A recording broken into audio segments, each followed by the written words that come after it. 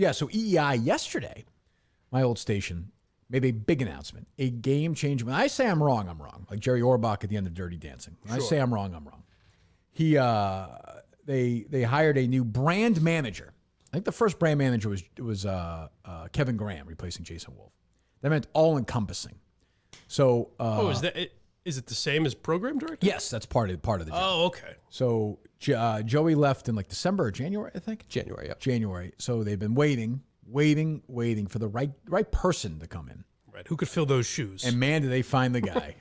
58 years old and from Indianapolis, Indiana. Ladies and gentlemen, what's his name? Jeff Rickard? And I'm Jeff Rickard. Have a great day. Thank you, Jeff. I'll do my best.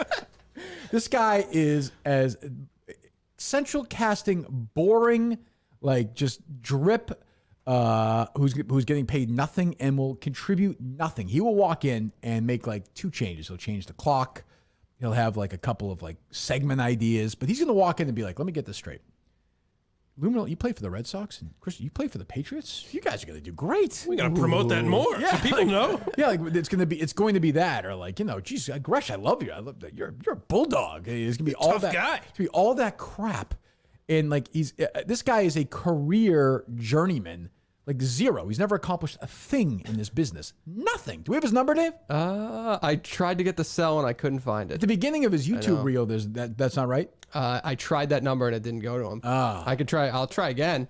It didn't work yesterday. Sure. At least they didn't go with 2 boring white guys to fill those roles, though. What's the other thing? Like, what diversity by David Field? 2 fucking old, fat, boring, drip white guys. Ken Laird is the model for, like, when they're talking about, like, these old white men. Like, it would be a picture of Ken Laird. And I got nothing against Ken. Like, and the name Ken Laird, even. Ken will do a good job. So Ken's essentially the assistant program director. He's putting the schedules together now, basically, or running the Jimmy Fund. Mm-hmm. He'll actually do a good job with that. He's good, but, like, he's organized. It's a good hire. Yeah. They should just make him the program director. This guy's they're paying this guy money. It's almost sad. Like they're making this guy move from Indianapolis, and like he's gonna do this job in 2 years he'll be gone. He'll have done nothing. It's a waste of everyone's time. Why not have someone that at least knows Boston radio? Not that Ken would be great at it. You don't even need the job. The job is not necessary anymore. Right. What's he gonna do? Go in and do what? What's different now is with me being gone and older guys like Jerry and Glenn and Dale. Like everyone else now, well, other than Greg, it doesn't matter. Like Andy, they'll all listen to what this guy says though. They'll just do what they'll do what he tells them to do. Right. Which is, I've heard this guy talk, and I got to say, this guy is electrifying. Your call has been forwarded to an automated voice message. I did love Ken's playful banter in the statement though. Well, as long as Greg doesn't come to his senses and fire him, it's like, oh, that's cute. It's just so written by some corporate crap. Do we have any? So we got sound of my guy Jeff. Yeah, we got a bunch of random sound of Jeff. Not doing anything too crazy. He just, I feel bad too because he had a heart attack recently. Did you see that? Yeah. He kind of seems like a decent human being. Who cares? I know. But that's just me and you and fans hanging out, and we can agree, we can argue, but I like to think that it's literally just if we were sitting at a game and we. Well, hold on. No, I'm not hearing this. Hold on. I'm gonna guess. You know what? But at the end of it, we're gonna get along okay. Oh, that's good. Like you might like the Cowboys, and I might like the Eagles. Yeah. But you know what? Like at the end, we just kind of a couple of beers, and we say it's just a game. Yeah, that's why people loved Francesa. Is I would get along with this guy. Like oh, so you mean like you're not supposed to like shoot each other in the head? I didn't realize. It's supposed to be some measure of perspective. Thanks, Jeff. I didn't know that. You wouldn't commit violent crimes against each other, is what he's saying. No, exactly. I think. I'm speculating. Go ahead, Jeff. That's just me and you and fans hanging out, and we can agree, we can argue, but I like to think that it's literally just, if we were sitting at a game and we saw a play, and you said, oh, he was out. And I'm like, what are you talking about? He was safe. Safe, yeah. I like that we can still be friends, and we can argue to no end. And hold on. Do you guys think, I'll ask you guys, I don't ask for advice much. I had an old buddy of mine, actually named Dave, from years ago. Mm-hmm. I haven't talked to this guy I don't think I've ever told this story. I haven't talked to this guy in 24 years. We were watching a baseball game once, and the guy was, I thought, safe. Right. Dave said he was out. We haven't talked since. Oh, my God. Should I reach out, or is that... What'd you say, 21 years? 24 years. 20. That's a lot of time. It's like you can't bring up Trump vaccine passports or safe matters. Should I call Dave? They're ruining friendship. I should just call Dave and be like, you know what, Dave, you're right. He was out. Can we start over? He'd give you the Dale. Fuck you. I like Jeff. I like this guy, Jeff. I'd like to think that we could do this. No, Jeff, you can do it, really. You can watch that game. I'm telling you, it's not that bad. Oh, then he's one of these guys too. He thinks of this myth that Boston is like this crazy town now. Like it's like everywhere else. Even for the sports analogy, the example he shows is so mundane. Like it's not even Brady Bledsoe or something. Did you see a great little quote that he had? No. Oh, it's just unbelievable. All right, what else from Jeff? The second that microphone goes on, you just do what you do and you kind of forget about the nerves. So it's like driving a car. There's a point where you get in that car and you know what to do with that car. That's true. There's a point where you get in that car and you know what to do with that car. Dave. I would imagine it's like this. I don't fly airplanes, but I have some friends and family that do.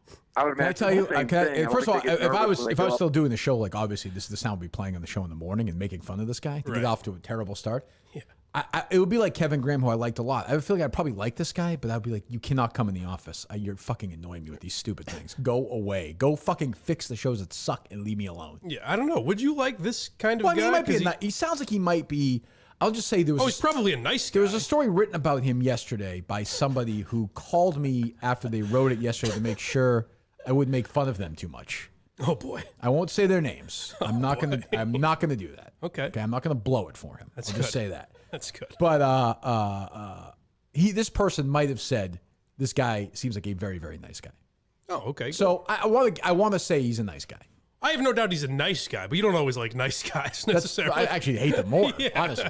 Kevin Graham was I'm Jeff Rickard. Have a great day. Thank you, sir. Kevin Graham was the nicest guy you've ever want to meet in your life, and he would drive me fucking crazy. That's fine. I'm glad to know that it's program director though, because I was like, why are they announcing like a marketing guy? I didn't understand. They're turning into like, he's in charge of whatever the webs. Yeah. They'll change the logo slightly. Yeah, that's what they'll do, and they'll be like, you'll hear different like. Kevin's big thing when he came in was he had this guy for the imaging, they call, the voice stuff at the station. And we had a bunch of different guys who did it. Pete Gustin did it. Dana. Who? Dana, is it Hershey or Hershey? He didn't do it for us. No. Oh, he didn't? No. Dana Hershey, no. Cutter, was that the guy's name? And then Smitty would do some stuff, and he brought in this guy he knew whose voice was so fucking awful. From Ohio, and we would just shit on it all the time. I remember who you're talking about. Yeah. And drove Kevin fucking crazy. But he would always come and be like, I understand where you're coming from. He was always like that. Super. I have a feeling this guy's gonna be like that too. Balls to the wall. But anybody who says they have friends who fly planes, I'm like, oh, this guy's kind of a hardo too. It's pretty cool though. Yeah. Imagine someone knowing pilots. You know somebody who flew a plane? Wow. What else from Jeff? Well, you say I wouldn't be good on the case, but I think I found my investigation skills. I know why he's here. Like, I know why. I will say, Dave. So I have a couple of theories. So that's a good one. So when a program director comes in, generally Kevin got one. Obviously, Wolfie hired a bunch of them. Joey did too. Joey wound up moving them, swap the midday and the afternoon shows. Kevin Graham brought in Tim Benz.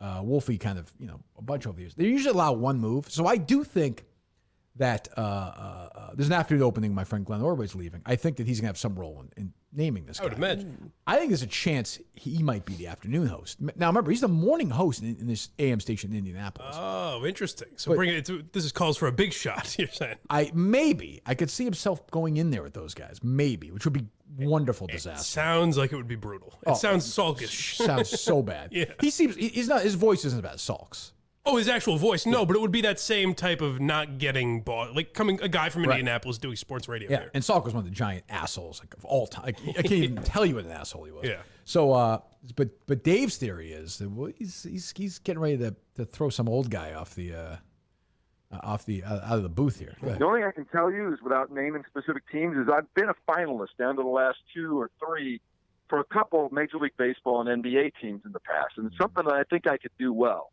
That's his end game right there. Okay, there you go. That makes a lot of sense. That's his end game. Because I'm like, what's a 58-year-old doing moving like at this point of his life? Why do that? Right. If I could have a chance to be a full-time play-by-play guy for an NBA team, an NFL team, or a Major League Baseball team, I'd be gone. That would be it. Ooh. That's what I would do for the rest of my life. What interview was this, by the way? This was some obscure one I found. Yeah, just a random guy looking for advice from Rickard here. But there you think he's not replacing Ordway, but Kastig. Yes, I can see that maybe too. Interesting. Yeah, I mean, Kastig was 90. right? Can you believe it? They have some young drip doing play-by-play. I could see him putting himself in there. Is Castillo not doing it anymore? No, I have no idea. Or more limited? But I think he does. I think he has I don't know. He's like 100 years old. I think you need a backup plan at this point. I would think. Yeah. So there you go. Literally in the room, just in case.